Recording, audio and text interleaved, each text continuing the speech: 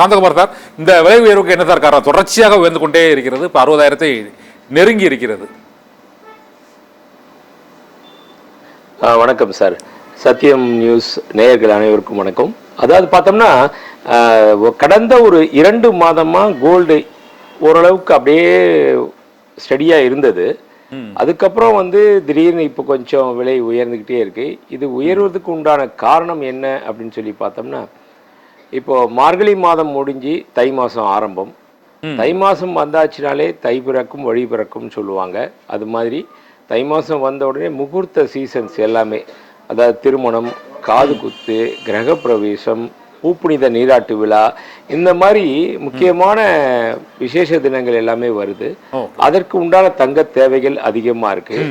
இது உள்ளூர் சந்தையில் ஏற்பட்டிருக்கக்கூடிய ஒரு நிலவரம். அதே நேரத்தில் இன்டர்நேஷனல் மார்க்கெட், சர்வதேச சந்தையில் என்ன இருக்கு அப்படின்னு சொல்லி பார்த்தோம்னா, இந்த கோல்டு ரேட்டை ஃபிக்ஸ் பண்ணுறதுன்றது LBMAன்னு சொல்லிட்டு, லண்டன் புல்லியன் மேனுஃபேக்சரர்ஸ் அசோசியேஷன் அப்படின்னு சொல்லிட்டு, அது இன்டர்நேஷனல் மார்க்கெட்டு. லண்டனும் அமெரிக்காவும் தான் இதில் முக்கிய பங்கு வகிக்கிறாங்க. அப்படி அங்கே ரேட் ஃபிக்ஸ் ஆகும். அந்த சந்தையில், சர்வதேச அளவில் ஏற்பட்ட சந்தையில் பார்த்தீங்கன்னா, ட்ராய் அவுன்ஸு, அதாவது 31.1 கிராம் இருந்த ட்ராய் அவுன்ஸு $2,300-400 இருந்தது. இன்னைக்கு $2,660 உச்சபட்சமாக வந்திருக்கு. இதனால தங்க ரேட் உயர்ந்துகிட்டே இருக்கு. தங்கம் விலை நிர்ணயிக்கக்கூடிய சந்தையிலே உயர்ந்திருக்கு. இப்போ $2,660 உயர்ந்திருக்கு, அங்கேயே உயர்ந்திருக்கு. ஓ சரி.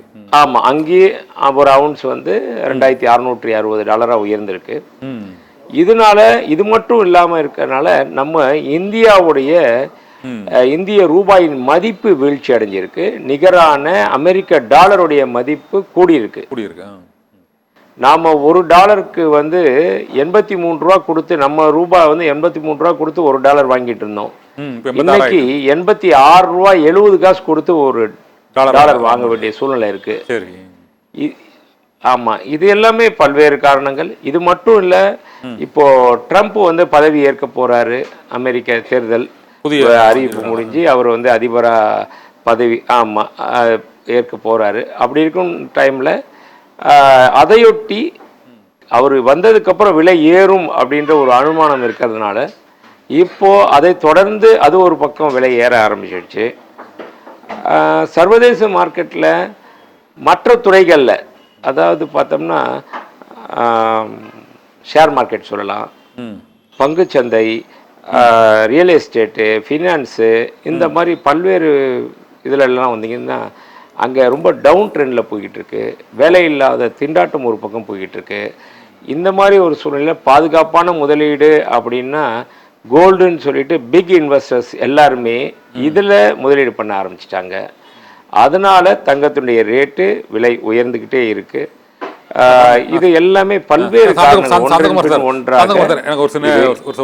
பொதுவாக இந்த தங்க நகைகள்ங்கிறது இந்தியாவை பொறுத்தவரையில் அது ஒரு நகை, பெண்களால் விரும்பப்படக்கூடிய ஒரு நகை.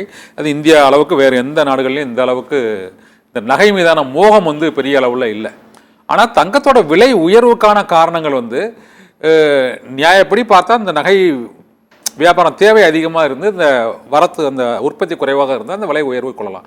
ஆனால் அந்த தங்கம் விலை உயர்வுக்கு அமெரிக்க அதிபர் ட்ரம்ப் பதவி ஏற்பது, லண்டன் புல்லியன் மார்க்கெட்டில் அது விலை நிர்ணயிக்கப்படுவது, அப்புறம் போர், உலக அளவில் போர் ஏற்பட்டால் அந்த தங்கத்தின் விலையில் மாற்றம் ஏற்படுவது, பங்குச்சந்தை வீழ்ச்சி அடைந்தால் தங்கத்தின் விலை உயர்வது, இந்த பல்வேறு காரணிகளுக்கும் இதற்குமான அந்த தொடர்பு என்ன சார் இருக்கு?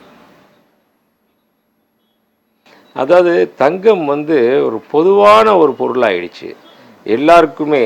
இப்போ மக்கள் மட்டும் இல்லாமல் அரசாங்கத்துக்கும் பார்த்தீங்கன்னா, ஒவ்வொரு அரசாங்கமும் எவ்வளோ கையிருப்பு தங்கத்தை வச்சிருக்கோ அதுதான் அவங்க பொருளாதாரத்தில் எந்த அளவுக்கு முன்னேறி இருக்காங்க, அதற்கு நிகராக தான் ரூபாய் அச்சடிக்கப்படுறது, இந்த மாதிரி விஷயங்கள், பல்வேறு விஷயங்கள்லாம் இருக்குது.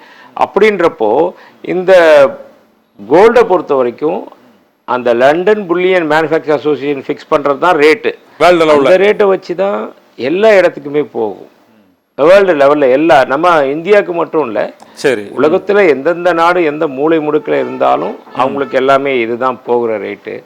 அப்படி இருக்கும் பட்சத்தில் அந்த ஒவ்வொரு காரணங்கள் ஏதாவது ஒரு காரணங்கள் வந்துச்சுன்னா அதுல இருந்து ரேட்டு விலை உயரத்துக்கு உண்டான வாய்ப்புகள் வந்துகிட்டே இருக்கும். நீங்க சொன்ன மாதிரி போர் பதட்ட நிலை வந்தா ஒரு ரேட்டு உயரும், போர் மூன்றுச்சுன்னா அதுக்கப்புறம் திரும்ப இன்னும் ஒரு ரேட்டு உயரும். திடீர்னு ஒரு அறிக்கை வந்துட்டு போர் சமாதானம் ஆக போகுது அப்படின்னு சொன்னா கிடுகிடுன்னு விலை இறங்கும்.